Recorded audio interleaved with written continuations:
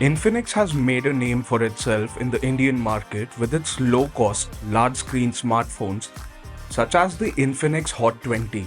With its Zero series of smartphones, Infinix is approaching the mid-budget category with some extremely promising features, at least on paper. Hey everyone, my name is Ishan, this is Gadgets 360, and today I'll be sharing my first impressions for the Infinix Zero 20 and Infinix Zero Ultra. So let's get started.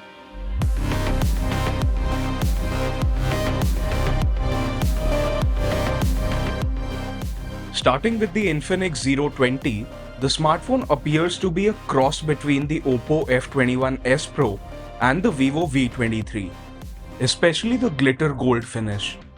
It has smooth sides and Infinix claims the frame is made of metal. On the right, we have the power button with an integrated fingerprint sensor and the volume controls. On the left, we have the SIM tray. The USB Type-C charging port, a 3.5mm headphone port, a microphone, and a bottom-firing speaker are all located on the bottom of the Infinix Zero 20. Another microphone is located on the phone's top for noise cancellation. Infinix Zero 20 comes in three color options: glitter gold, green fantasy, and deep grey, all of which have matte textures. The back panel is not made of glass and does not attract fingerprints, but I cannot say the same for the frame. I literally had to wipe it clean each time I needed to take a picture of this phone. It was unexpected to see no Infinix logo on the smartphone for some reason. All we have is a zero mark on the back panel. The camera module protrudes quite a bit on this device. We have a 3-camera setup here with a flash in this aluminium module. The Zero 20 has a 108 megapixel primary camera, a 13 megapixel ultra-wide angle camera, and a 2 megapixel depth sensor on the back. But there's no OIS. On the front, you get a gigantic 60 megapixel camera with OIS. In the little time I had with the device, I found the colors to be true to life in photos shot using both the rear and front cameras. The camera's user interface allows you to select the type of video you're recording, and the app will adjust itself to give you the best results. We'll have to put this one through our full series of tests in our review. To capture pictures at 108 megapixel resolution, one has still to delve deep into the camera UI, which is a letdown. As for its screen, the Infinix Zero 20 has a huge 6.7-inch Full HD Plus AMOLED display that, in my opinion, is fairly sharp and produces nice colors. This device should make content consumption enjoyable.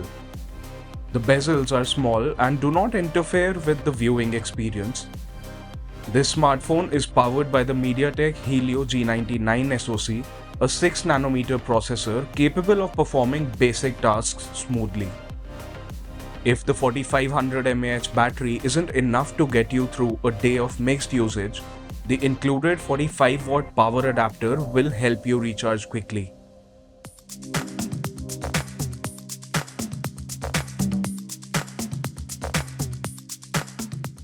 Now comes the big gun, the Infinix Zero Ultra. The Infinix Zero Ultra is available in two colors, Genesis Noir and Coslight Silver. It has an aluminium body with a power button and volume controls on the right. The SIM tray, USB Type-C port, speaker grill, and microphone are all on the bottom of the smartphone, with an additional microphone for noise cancellation at the top. The frame of the Zero Ultra is also glossy and attracts a lot of fingerprints. This one's buttons are quite clicky. The Genesis Noir color option is a combination of leather and glass, which is a new look for a smartphone in this price segment, but it does not seem very practical. Unless you'll be using a case on this phone, there is a possibility of scratching the leather sides. The back is made of glass, and the Coslight Silver color variant has a pattern that definitely looks unique, although it is a fingerprint magnet. The cameras on the rear protrude slightly. Infinix Zero Ultra sports a 200 megapixel primary rear camera with OIS, which is sourced from Samsung. Along with that, you get a 13 megapixel ultra wide camera, a 2 megapixel depth sensor, and a flash at the rear. There's also a 32 megapixel front camera. The cameras seem to offer good clarity and decent colors, and the camera UI has extensive options to choose from. This phone has a 6.8-inch curved edge 120Hz AMOLED display with an integrated fingerprint sensor, which instantly gives it a premium feel. The display is pretty smooth to operate and is quite sharp. With a peak brightness of 900 nits, viewing content on this panel shouldn't be a problem in any viewing environment. The smartphone has a 4500 mAh battery and comes with a 180 watt fast charging adapter. Infinix claims the phone can charge to 100% in just 12 minutes, but we'll have to wait for our full review to find out. With such a charging speed, I'm concerned about the battery's health, but we won't know until we use this device for a while. The Infinix Zero Ultra is powered by a MediaTek Dimensity 920 SoC and supports 5G. Most importantly, here are the prices for these two devices. In India, the Infinix Zero 20 is available only with 8GB of RAM and 128GB of storage for Rs 15,999. The Infinix Zero Ultra is available for Rs 29,999 for the sole 8GB of RAM and 256GB of storage configuration. That's it for today's video. I hope you found the video useful. If you did, please like and share it. And for all things tech, stay tuned to Gadgets 360.